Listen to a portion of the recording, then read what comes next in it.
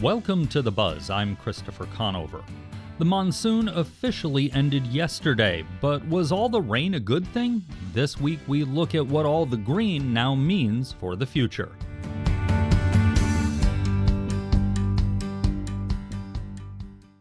The 2021 monsoon was one for the record books, with rain falling across southern Arizona until the last day. As we approach the end of the monsoon, the Tucson airport, where precipitation is officially recorded, had logged just shy of 13 inches of rain during the summer rainy season. Normal is between 5.5 and 6 inches of rain.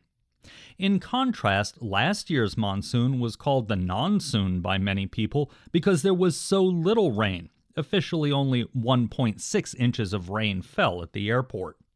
The winter, southern Arizona's other rainy season, was also dry. So how common is it for a bad monsoon and a dry winter like the one we had to be followed by one for the record books? Dr. Kevin Onchikitas with the University of Arizona Tree Ring Lab says tree rings give us a lot of information.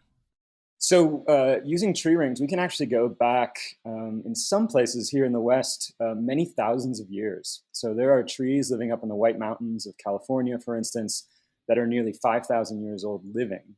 And then if you look around on those same landscapes, you actually see trees that are down and dead that were themselves 5,000 years at some point. So you can actually go back in some cases 10 or 11,000 years.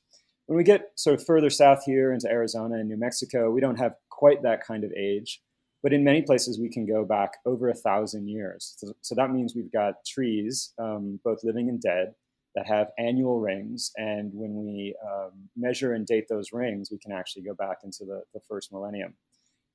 What's particularly exciting here in Arizona and New Mexico is because of our two rainy seasons, the winter and the summer, trees see or respond to both of those seasons. So they start growing based on the moisture that accumulates in the winter or even melting snowpack.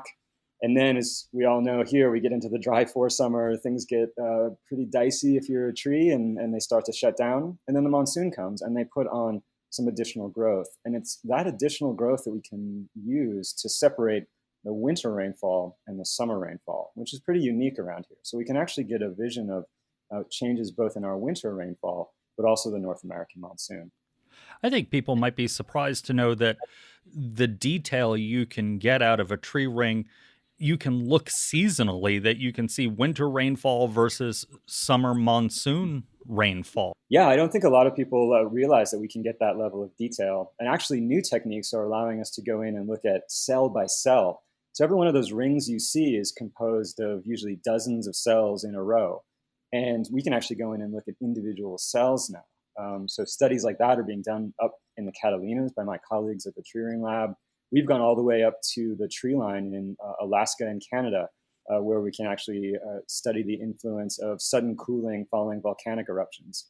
So our ability to look seasonally and even finer scale, monthly or a few weeks at a time, is really advancing. And we can really start to pull out these finer scales of how climate varies. You started looking at data focusing on last year, as many people refer to it, the nonsoon, and asking how often we've seen that dry monsoon and a dry winter like we had. How often has that happened? I think like a lot of people, scientists and everybody else, after our terrible monsoon, our failed monsoon last summer, and then going through a dry winter, I think a lot of us were pretty nervous. And so I started wondering, well, how often does this happen? And because of these reconstructions of both winter and summer rainfall that we have here in the West, I actually dug in and asked the data. I said, okay, well, how often has southern Arizona seen a consecutive 10% driest monsoon, so basically the worst of the monsoon like we saw, and then the driest of the winters consecutively?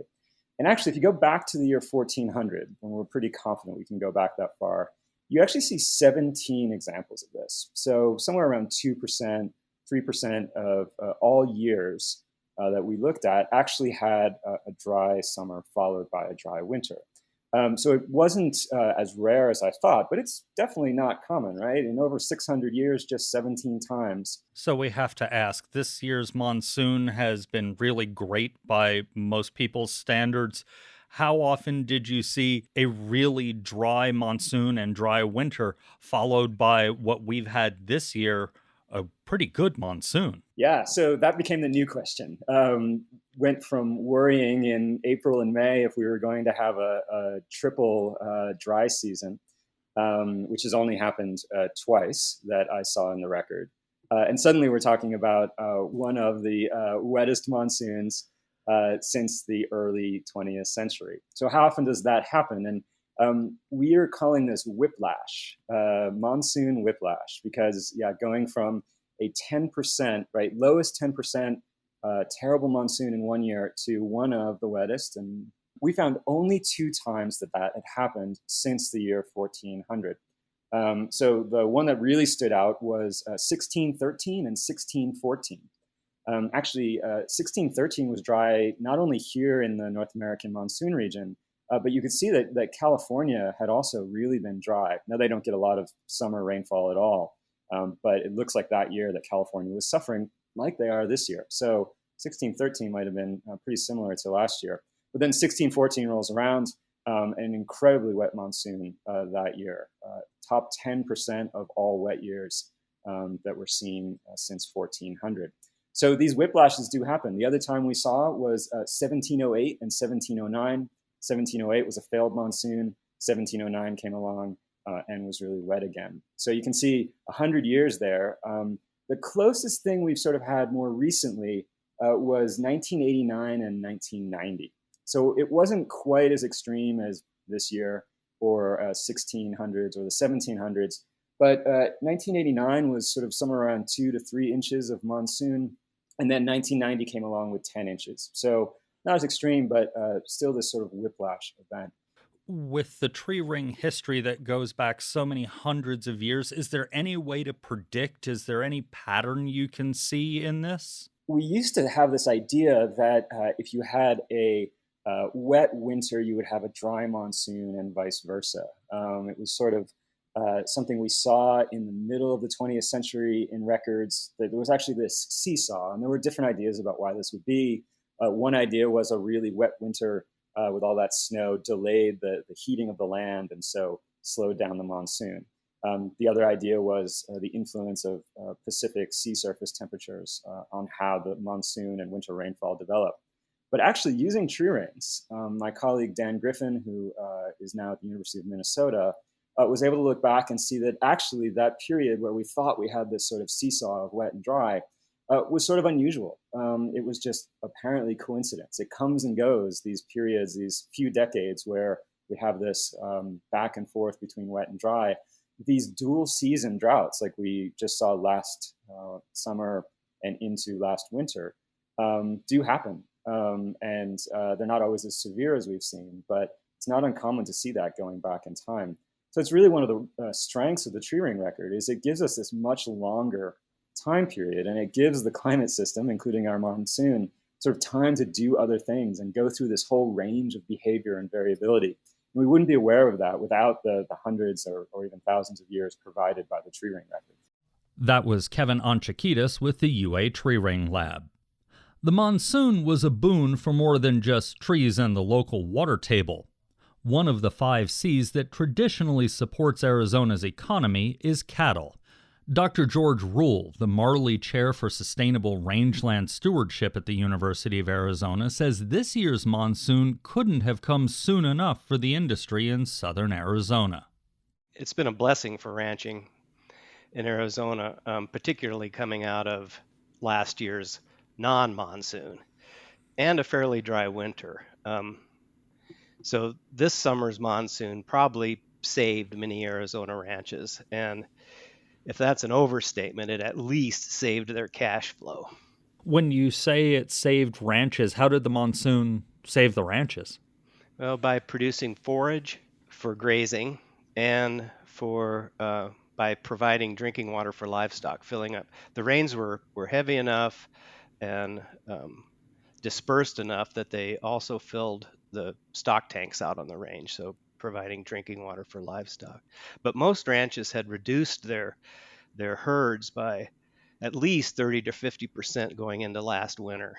And they'd been feeding and hauling water since last fall, some of them, and that at a cost of thousands of dollars a day. So this summer monsoon provided relief from all of that.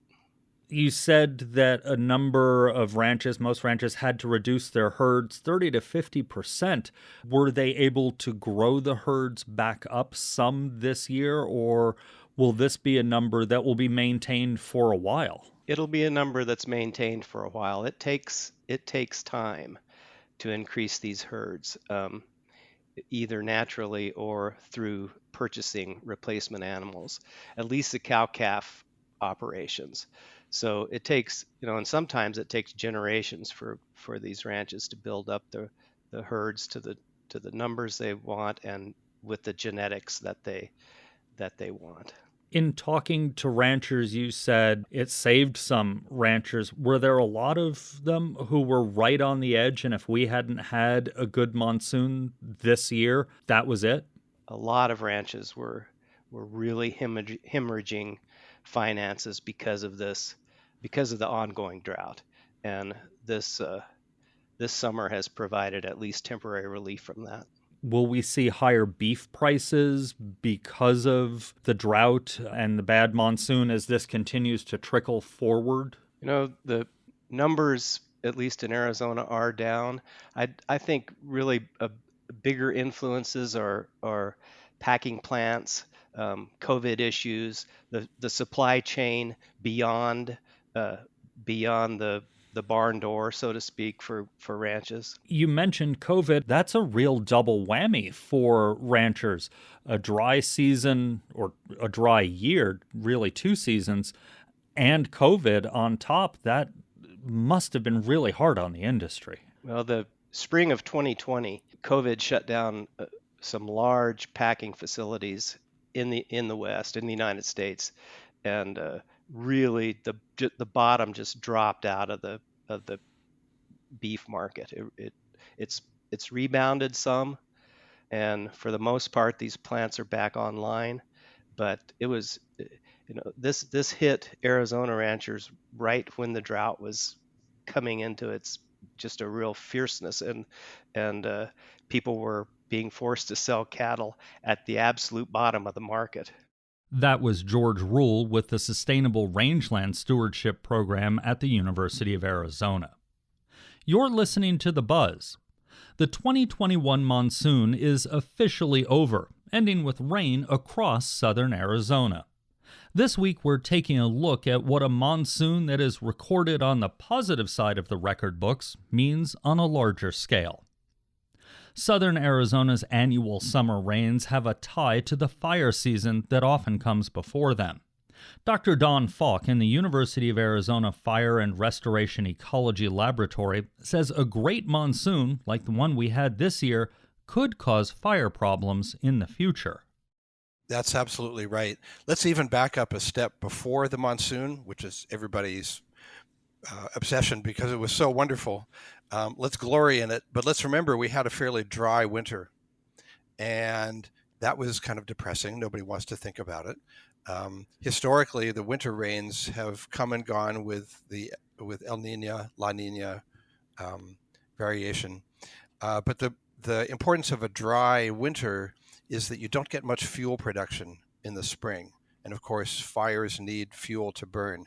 So we went into fire season with kind of below average fuel density. And that helped us a lot because when the fuel production is high, you've always got the potential for something really big to happen, as we saw in 2020 with the Bighorn fire. Last year, the 2020, for the year, I think we had about 2,500 fires in Arizona. And as of about a month ago, we'd only had 1,100. We had a much lower fire season this year. Does the monsoon contribute to that? It contributes hugely. Basically, in the monsoon climate, the arrival of the monsoon, and by this I mean the actual elevation of the humidity in the air and the cooling of temperatures and some changes in the wind, when the physical monsoon arrives, it drops down the fire spread potential. Usually it's like a door slamming on the end of the fire season. Now, it may seem ironic because with the monsoon also comes lightning, right? And we do actually often see an increase in the number of fires, at least for some part of the monsoon, but they tend to be small. And what we're concerned about, obviously, are spreading fires. It's not so much a question of whether there are little spot fires all around that are staying small so agencies can put them out, or they just go out on their own. We're concerned about spreading fires, and spreading fires are rare during the monsoon itself. Now, there is one other thing about fire season, though. Even though the monsoon pretty much slams the door on spreading fires, the fire season is getting longer in the other direction. Fire season is starting earlier and earlier and earlier. So this year we had spreading fires in January and February. That's not completely unheard of, but I will say that that's becoming more and more common. So it used to be that the agencies could kind of relax until we got into the foresummer, our arid foresummer, when there really was more fire behavior activity. Now we can have spreading fires very early in the spring, and that's why that dry winter was important, because although there were fires burning, there wasn't a huge amount of fuel production around to burn, so we got lucky. You've mentioned fuel production. So many people have marveled at the Catalinas being green, and you can see that all over Tucson. Of course, now as the rains diminish, they'll go back to brown. Does this predict potentially a big fire season next year? So the answer to that question of whether the fuels produced this summer will still be around next spring depends partly on how those fuels decompose. So when we say fuel, we're really just meaning the parts of plants, especially the foliage, leaves of grasses and shrubs and trees, and then trees, the shed needles on the forest floor, small branches, all these things that can burn very easily. It often surprises people to learn that fire behavior is driven almost entirely by fine fuels. We would think that it's the big giant branches and stems of trees that are burning. After a big fire, those are usually still there. A crown fire is mostly burning leaves. And a fire like the Bighorn fire, just pull up in your mind your mental image of that, what that fire looked like. It was just burning foliage. And after it had gone by, the trees, the dead trees, were still there. So this fine fuel dynamic is really very consequential. Would they still be around next year? Part of it depends on the winter. If we have a wet winter, that tends to hasten decomposition of plant material, dead plant material, and that helps it to decompose and become part of the soil, which is, of course, is a really important process. I'm not going to make a prediction because we don't know about the winter rains yet, but I would say that it's very possible that the fuels produced in this exceptional monsoon were so super abundant and so extraordinary and, yes, so lovely that they could be a factor next spring. They could still be in the picture. Let's talk history. I know you and your colleagues have looked at the historic record of monsoons and fires in southern Arizona. What have you learned? So we use tree rings to study fire history in the borderlands, that is southern Arizona and New Mexico and northern Sonora and Chihuahua. And the reason we chose that is that it's a core monsoonal area. So it's an area where fire and tree growth and a lot of other things are influenced by both winter and summer rains. Until very recently, we only had a reconstruction of winter rainfall to work with. So we knew a lot about the various indices that track winter rains. And we could see that that was capturing some of the variability year to year for how much area burned. But we knew we were missing something really important. And colleagues at the Tree Ring Laboratory here at the University of Arizona finally produced a monsoon reconstruction. It was a really important leap forward. Well, it turns out, looking at multiple mountain ranges over many hundreds of years, that the winter rains still are a very, very powerful influence, probably because of this fuel production component that we talked about earlier. But the really big fire years were the years when the monsoon was weak or delayed, just as you would predict. And it's just what we were saying earlier, that if that monsoon doesn't come along and slam the door on the fire season, then it keeps going. You've had plenty of fuel production, it's hot, dry, and if you have a weak or delayed monsoon, you get a longer fire season. That was Don Falk with the UA Fire and Restoration Ecology Lab. Everyone celebrated the rain this monsoon, but for some people there was one burning question. Why are there so many bugs? For that answer, we turn to entomologist Dr. Katie Prudek. The short answer is we had a fabulous monsoon. So there's a lot of bugs out because there's a lot of green things to eat. As you've probably noticed in your backyard, there's lots of weeds, also known as food to many insects. And so that's where they're coming from, is there's just a lot of plants out there that we're happy to see the rain. And when plants are happy, insects are happy. One of the things I noticed a lot of were flies, which is something we don't see a whole lot of in Tucson. They don't eat plants. Why are they out and about? Things are decomposing, right? So flies eat dead material, and with water comes more decomposition, and those are fly snacks.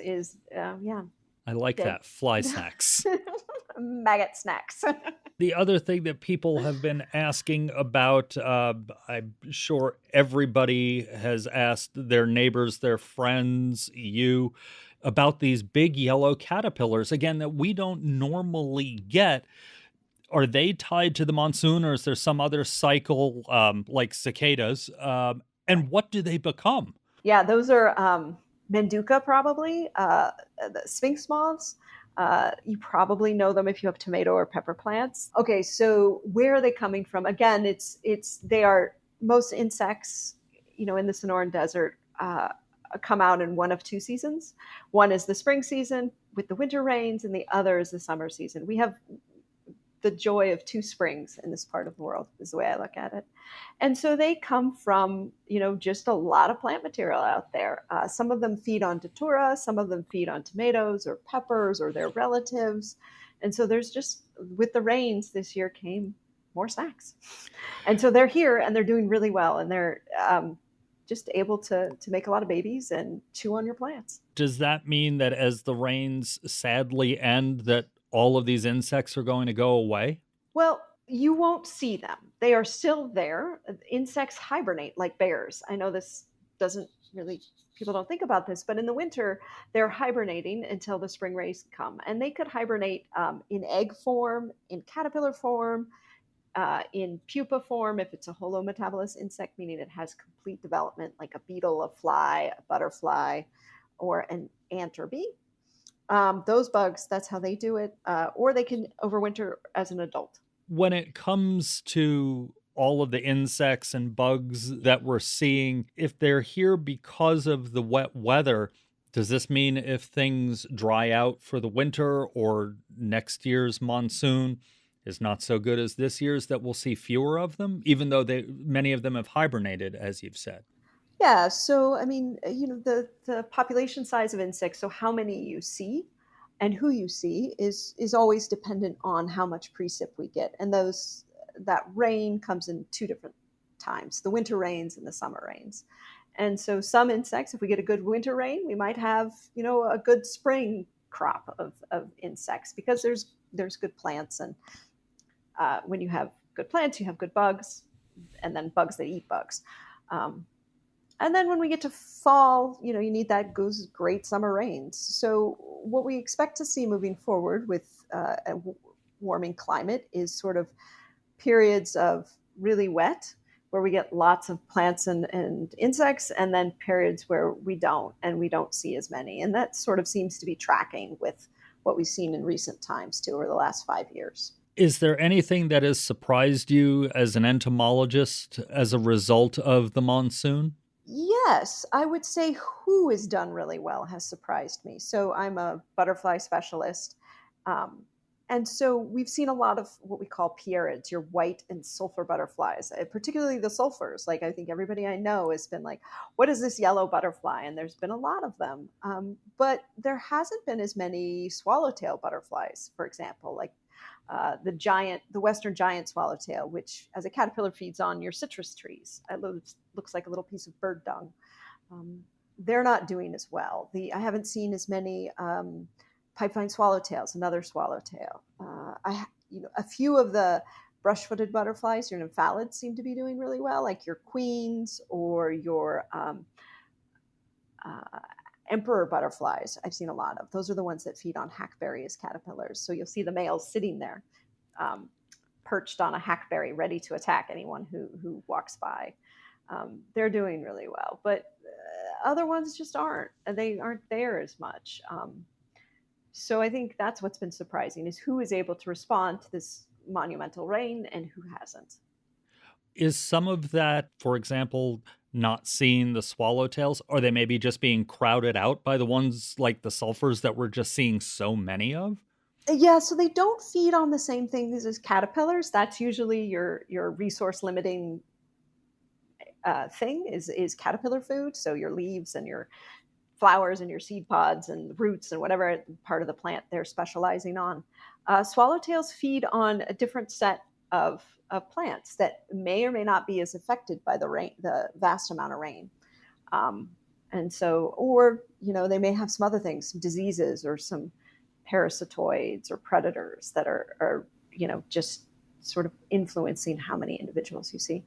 That was entomologist Katie Prudick, and that's the buzz for this week. You can find all of our episodes online at azpm.org and subscribe to our show wherever you get your podcasts. Just search for The Buzz Arizona. We're also on the NPR One app. Megan Myskowski helped produce this week's show. Jim Blackwood is our production engineer. Duncan Moon is the interim news director. Our music is by Enter the Haggis. I'm Christopher Conover. Thanks for listening.